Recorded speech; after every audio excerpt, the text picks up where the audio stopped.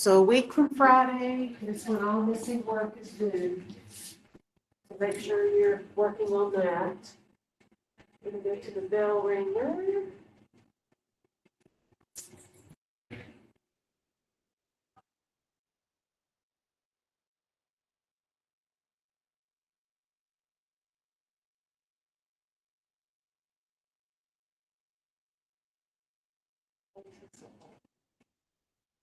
Here we go. This is the third. And I may end up writing these on the board.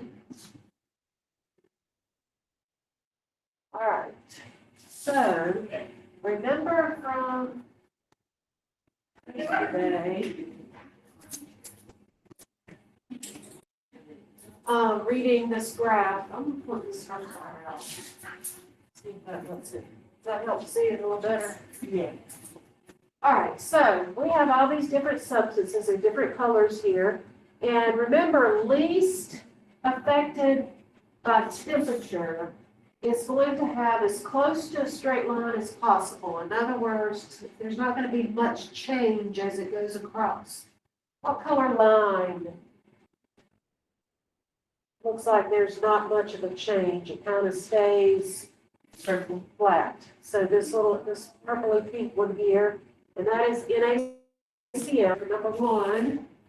We'll type capital N, lowercase a, capital C, lowercase l. That's table salt.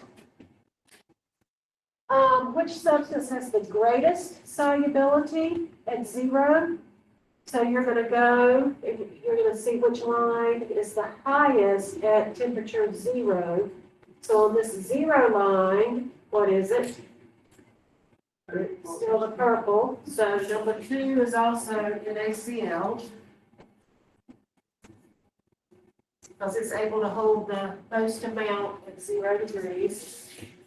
Number 3, Na2SO4 is this dark blue line that has this funny shape here. What is its solubility at 60 degrees? So I'm going to go 60, and I'm going to go up to that dark blue line. So 48, 49.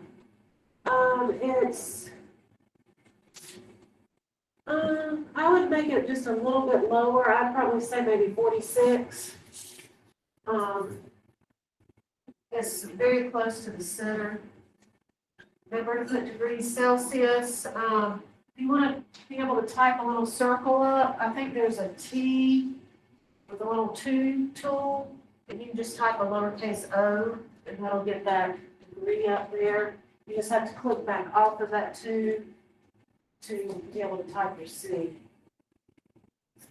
In terms of saturation, if I put 75 grams, so that's in between 70 and 80, of BaNO3, that's the green, at 80 degrees. So here's 80 degrees, and I'm going to go up between, all right, it's going to be right here where my finger is. So it's below, the green line is down here. My finger is up here above it. Do you remember the term when it falls above the line from yesterday? Wait, is it, stop. I forgot. Super. Super, yeah, I was about to say Mary. If you forget the word, if we had a handwritten test, if you had forgotten the word, you could put very saturated, and that would be okay with me. So in other words, what type of solution it would be, so it's super saturated. And then 5, at what temperature do these 2 lines have the same solubility? So it's the green one and this lighter blue one. So where do they cross? And we want the temperature, so we're going to look down, and that is 20. So 5 is 20 degrees Celsius. You can submit that. And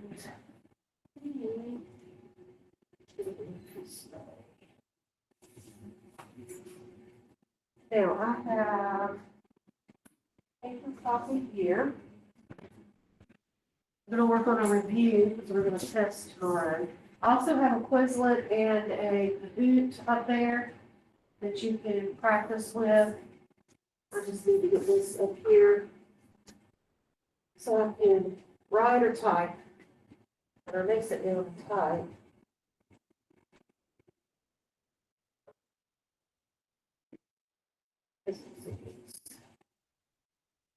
All right, come on.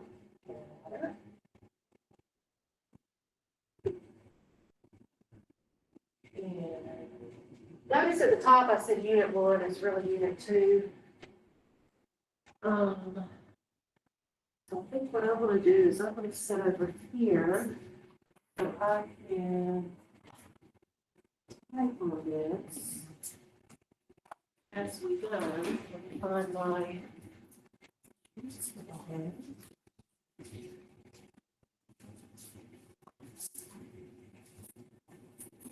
I'm gonna sit here, and then I will type up here so you can see it. Let's see if I can make this a little bit bigger here. That good? Yes. All right, so, I may have misspelled that word, that isn't right, I think the I is supposed to be over one, that was right. Need a text box. So differentiate just means, basically is telling the difference, and the best way to tell the difference is by, typing the definition. So if we do homogeneous mixture, remember what it is?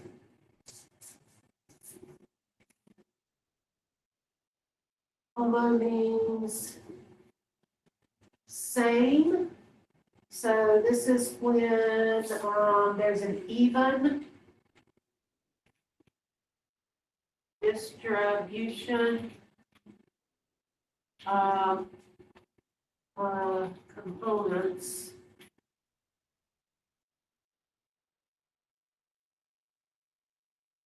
That means it appears blended or dissolved.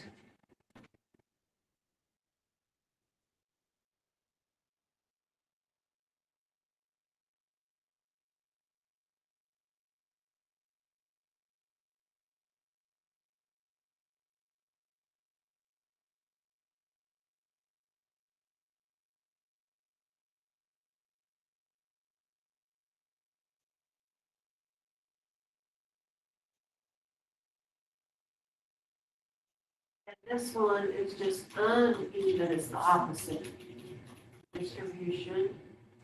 So you can see the individual components usually for the most part.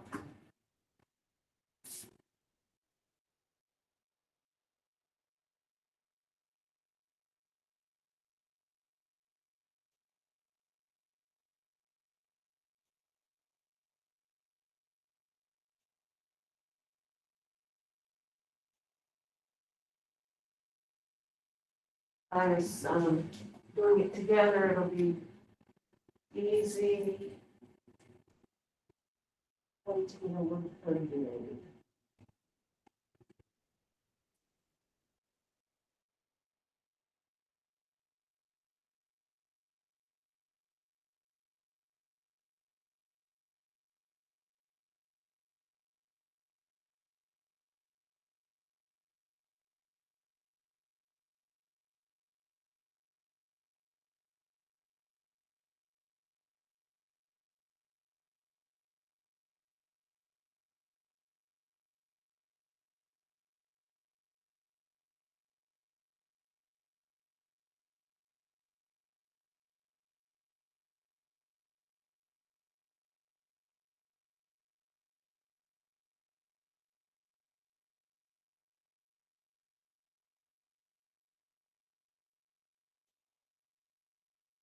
All right, compound. You think of this as something that is chemically combined. And another term is usually fixed composition.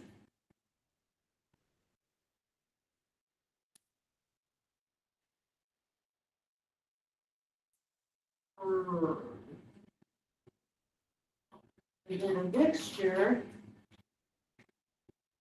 is physically combined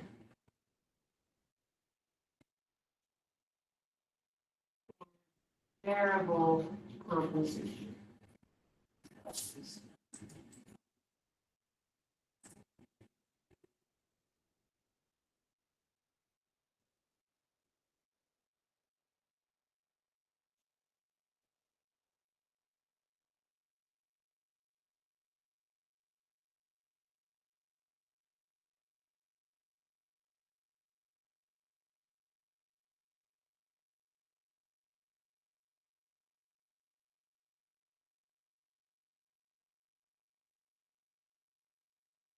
Good.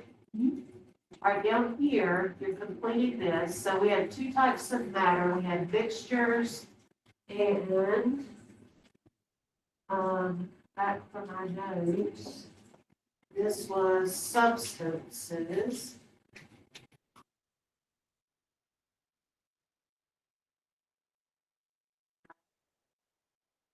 Remember the two types of mixtures? We're back at number one.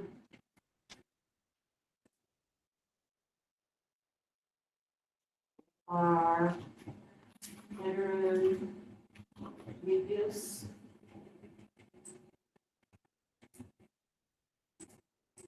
and homogeneous.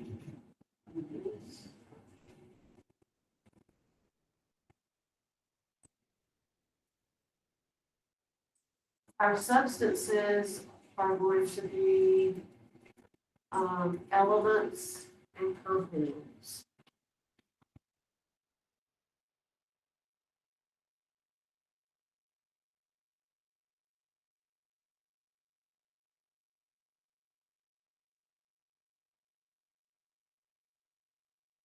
Got those? Okay. Now here, you're gonna have to, on the test, you'll have to be able to identify element, compound, homogeneous mixture, heterogeneous mixture. And so sometimes they will put the chemical formula in parentheses. If they do, that's a giveaway that it is a compound. But sometimes, like water, they don't do that. You have to know that water is a compound. So table salt, because you can see it's made up of two elements there, is going to be a compound. And I'm going to go ahead and talk about water, compound. Milk. This is probably a tricky one. When you see milk, it looks the same throughout, correct? Mhm. But it has what we call the Tyndall effect. That means if you light, basically it's not going to go through it. It kind of bounces back when light hits it. So this is actually heterogeneous. It's like a suspension.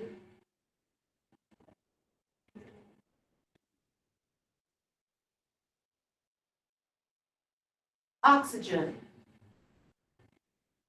Is that going to be an element or a compound? Is it made up of more than one thing, or is it one thing? It's one thing, so it's an element. Lemonade is, we always use it for solution, and solution is a homogeneous mixture. Carbon dioxide. Is that going to be an element or a compound? It's made up of carbon and oxygen, so it is going to be a compound, and its chemical formula is CO2. Vegetable soup. We have vegetable soup, we can see all the different pieces of it, so it is a mixture, and it is a heterogeneous mixture. and I'm just gonna put this here for peanut butter as well. Peanut butter looks the same throughout, but it can also, settle out, so it's considered heterogeneous. Sometimes you'll see the oil come out. You still with me? Okay. All right, you got all those? And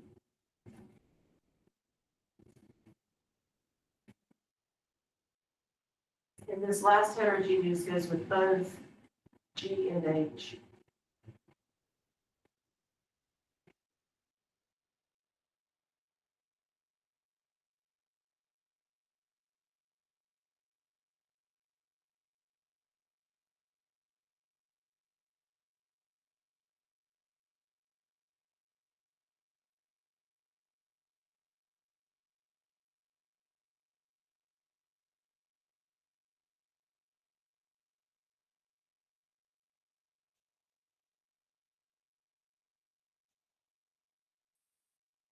All right, so to tell the difference between physical properties and chemical properties, it lists 3 examples of each.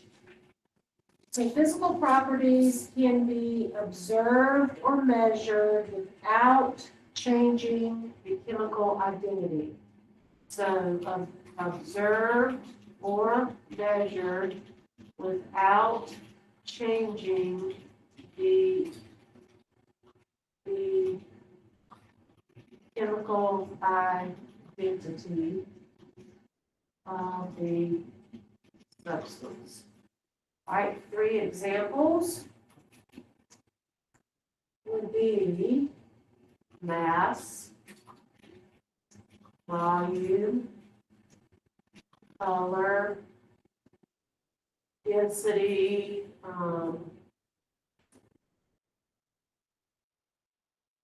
things like that.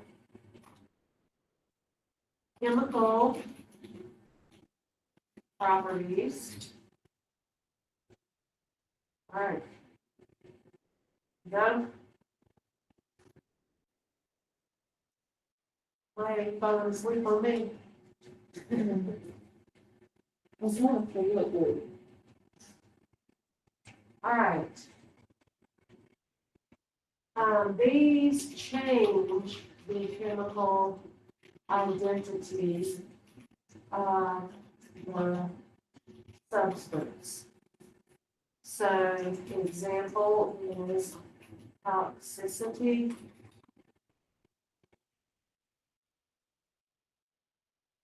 flammability, combustibility,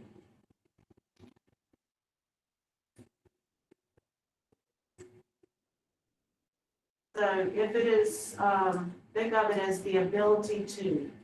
So the ability to be toxic or to become toxic, the ability to catch flame, the ability to, burst into fire. So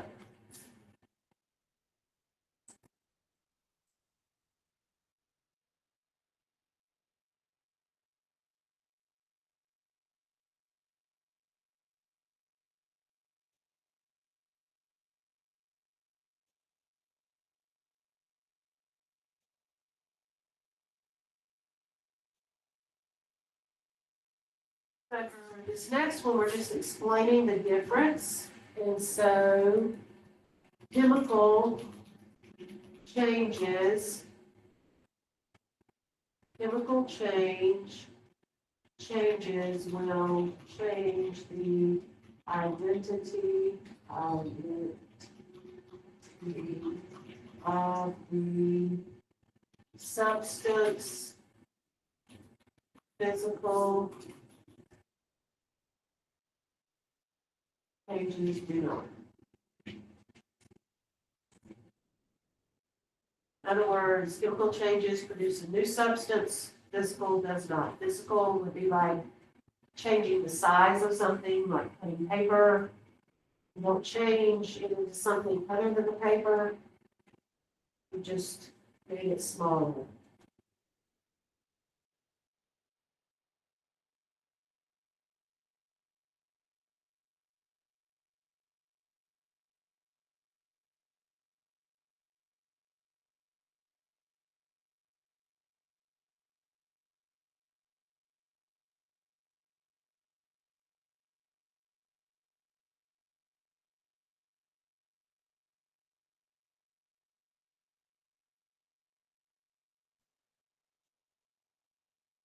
question here when you're reading that.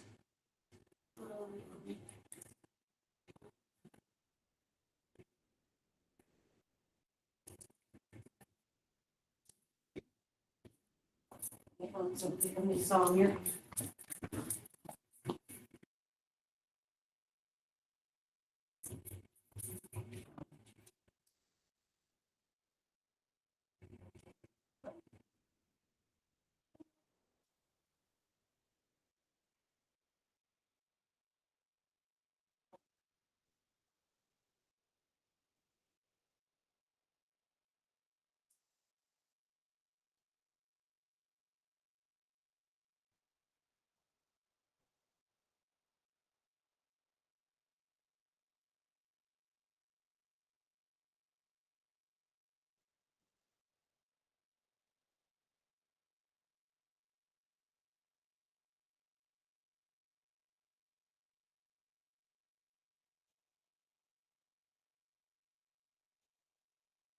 All right, one minute.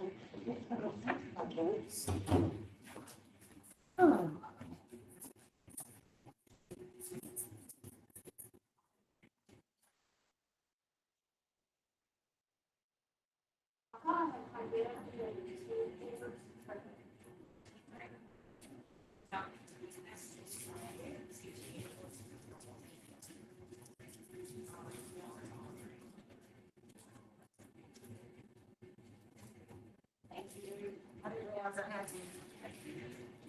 All right.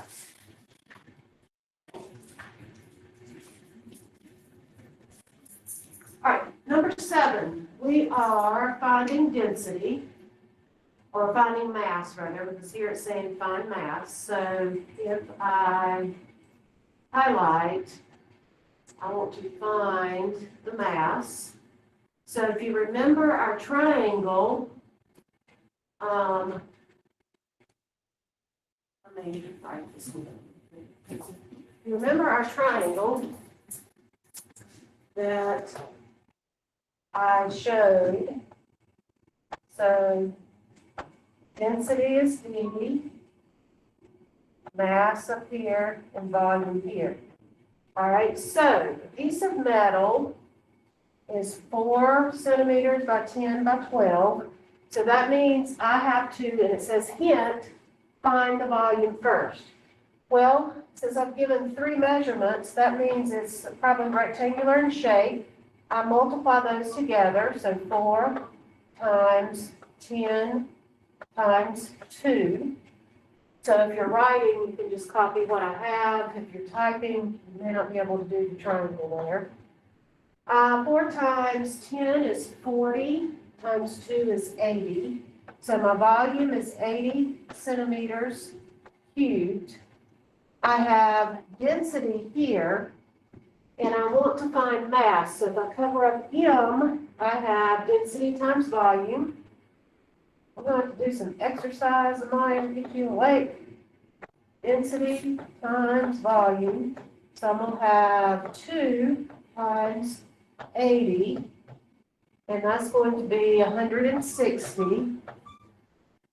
And if it's mass, it's going to be grams. So you would have access to a calculator on the test to use, and you would have to be able to do a couple of density problems, trying to remember, and probably multiple choice, since everything is done through Canvas quizzes. All right, next we're finding the density. So again, I have density here. So I'm finding density. So if I look at my triangle here, mass over volume, but I have to find my volume first. So using a graduated cylinder, it starts out to be 30, the water. When I add it, it becomes 55. I want the difference.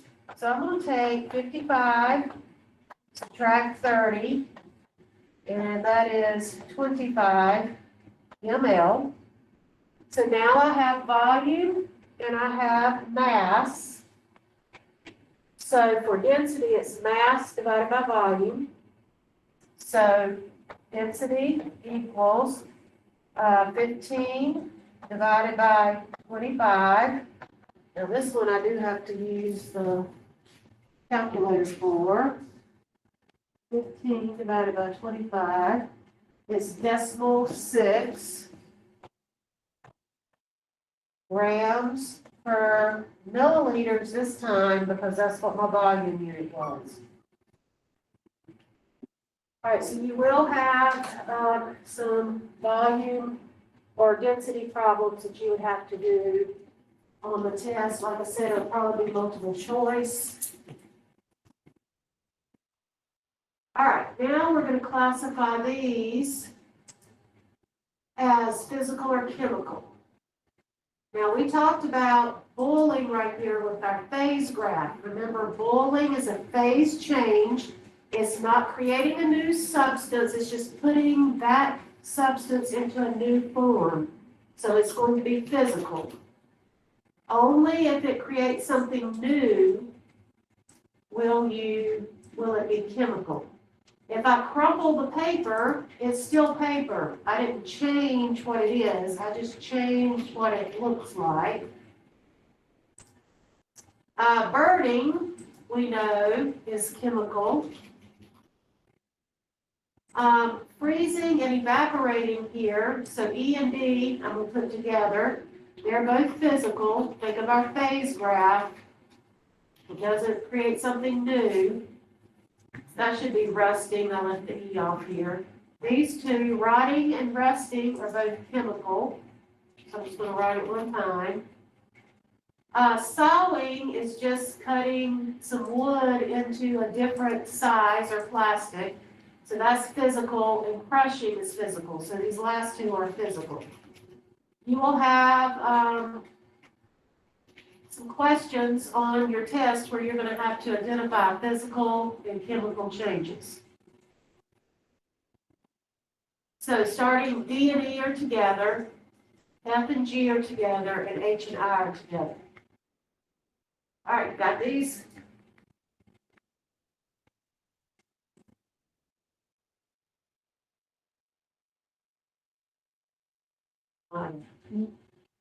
Got these? You can just put P and C if you want. D and E are together, so they're both P's. F and G are both C's. H and I are both P's. All right, evidence of chemical change has occurred. You've got release of light, temperature change, odor,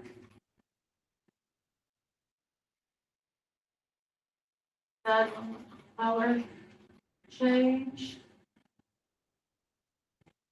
gas given off. This is usually bubbling / fizzing.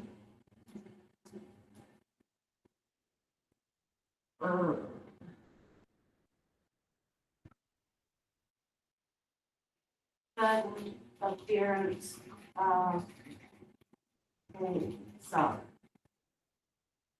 And sometimes with the gas given off, if you don't see any bubbling, you might see like some fumes coming up off of it.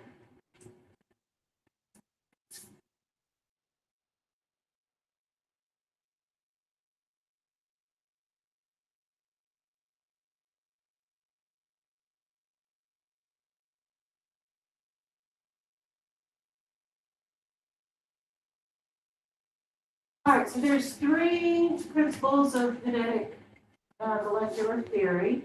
And first is all matter is made of particles. And those particles are atoms or compounds. Particles are in constant random motion. And the third part is particles collide with each other in the container they are in. So basically, all matter contains particles. These particles are moving in random motions, and as a result of the moving, they're going to collide with each other or whatever's holding them.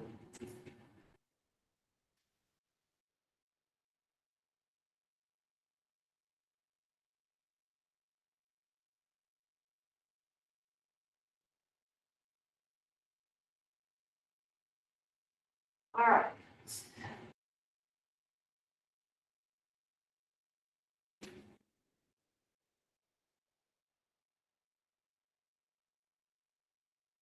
Differences between solids, liquids, and gases include volume, shape, and particle motion.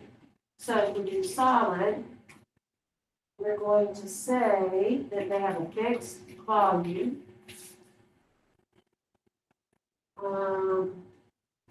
fixed shape, and the particles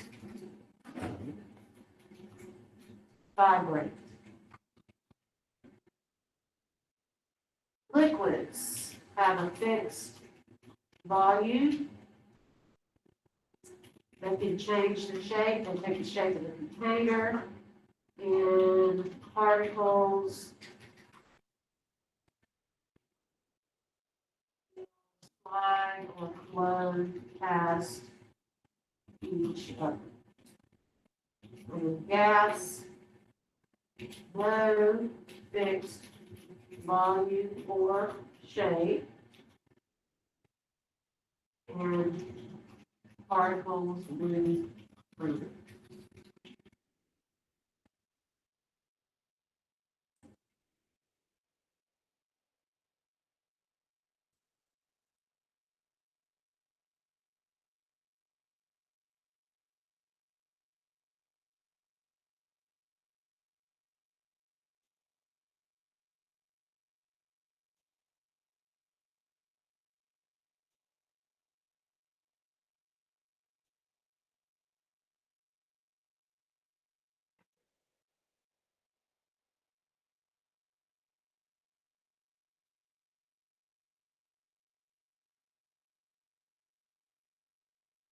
For the plasma state of matter, charged particles, we find it in stars and auroras.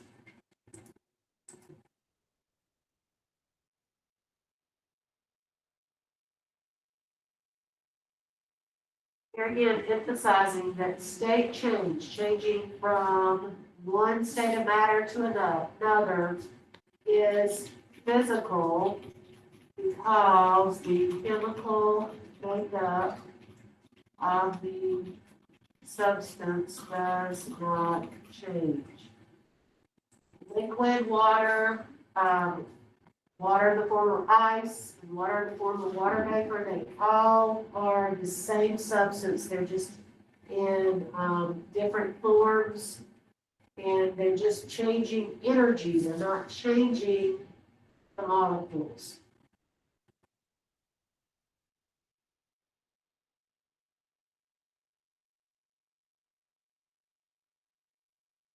We have a diagram like this in our notes, and you have to label this. So condensation is a gas to a liquid, and a liquid to a gas would be vaporization.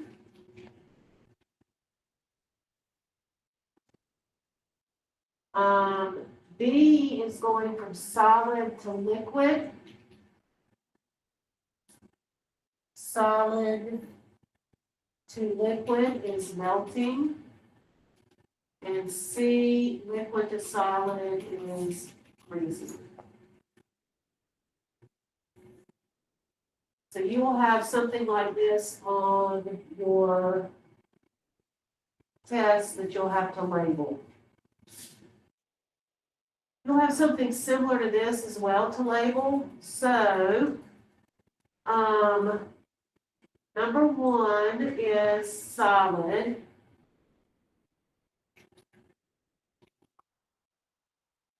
Number two is melting, and it's heat of fusion. 3 is liquid. 4 then is instead of melting down, melting point up there, but simply boiling and heat of vaporization. And 5 would be the gas.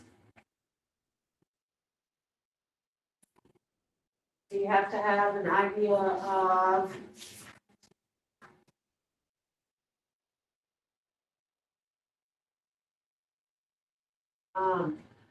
these different parts of the chart. We'll have something like that to label. Oh, and it leave room for 17 open spaces. Damn. All right, well, we'll move over here. We'll look at 17 over here. Here's the answer for 17. 7. Explain how ionic compound like table salt dissolves in water, including why water is an excellent solvent. All right, so we'll start with describing water. Water is a polar molecule.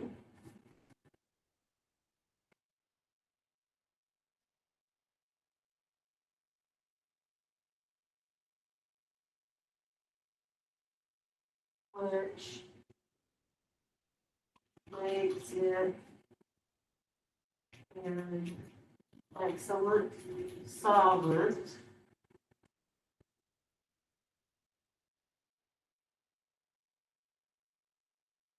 Positive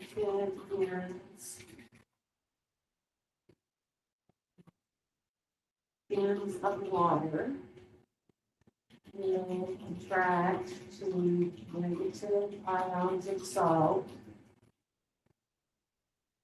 This one's a little bit longer than this one. Negative ends of water will attract to positive ions of salt.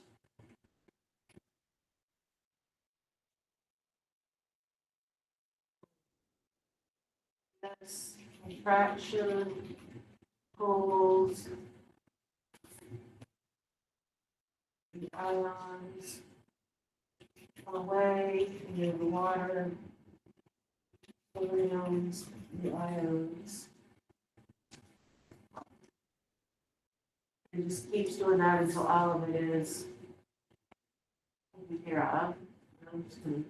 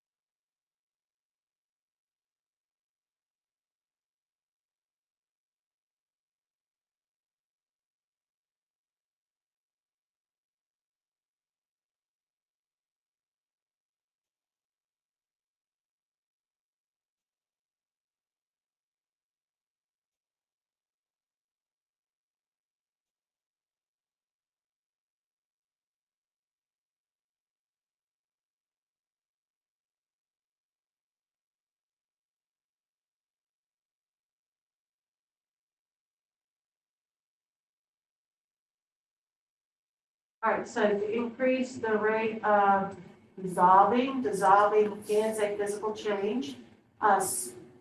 Smaller solute size, so if you can crush up a solid, it's going to increase the surface area, so it's going to allow more solid to come in contact with it.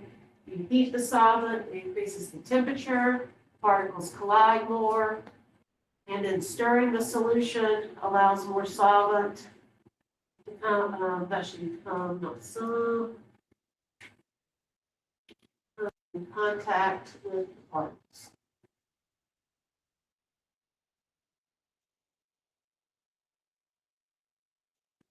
The last piece of the review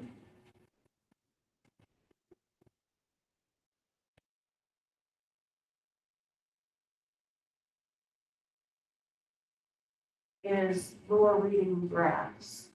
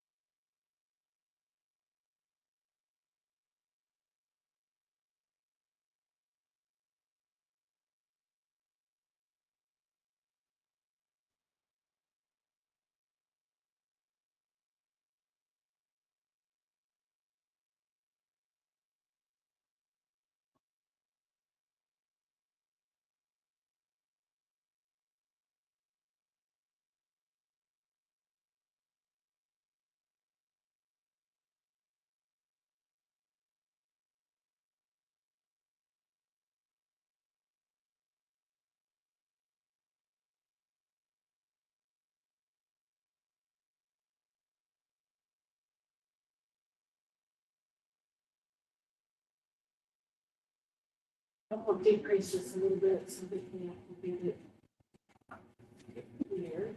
All right. So number one, what is the solubility of NO3 at 50 degrees Celsius, KNO3? So here's KNO3 right here, and it says at 50, so I'm going to go, my 50, I'm going to go up. And right here where it intersects, I'm going to go here, and it's 80. So it'd be 80 grams.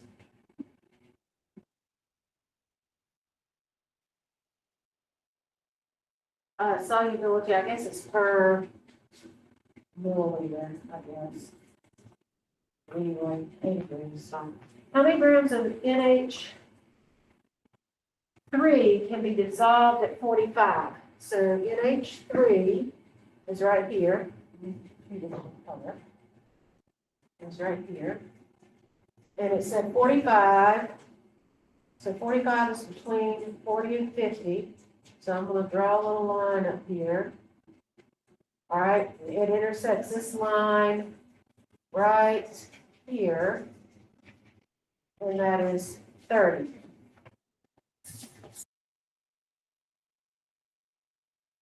Grams. At 60 degrees Celsius, NaCl, is it saturated, unsaturated, or supersaturated? So NaCl is right here. And at 60 degrees,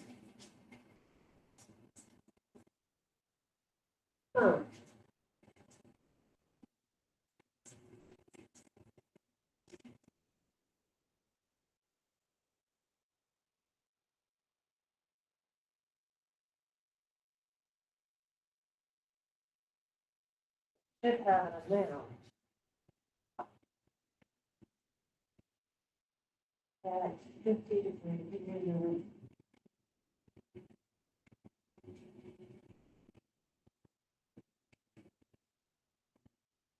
We can't answer those because it's not got the right. All right, skip C and D for a minute because you can't tell if you don't give me the amount. I think I may have mistyped something. All right, E, which compound is more soluble at 20 degrees? So if I go at 20, which line is the highest? Most soluble is going to be Ki, because it's the one furthest up. Which compound is least soluble at 40? It's going to be the first one I come in contact with. And it is that Ce2SO4 3. And now let me look up C and D because I think I mistyped something. still have it up over here.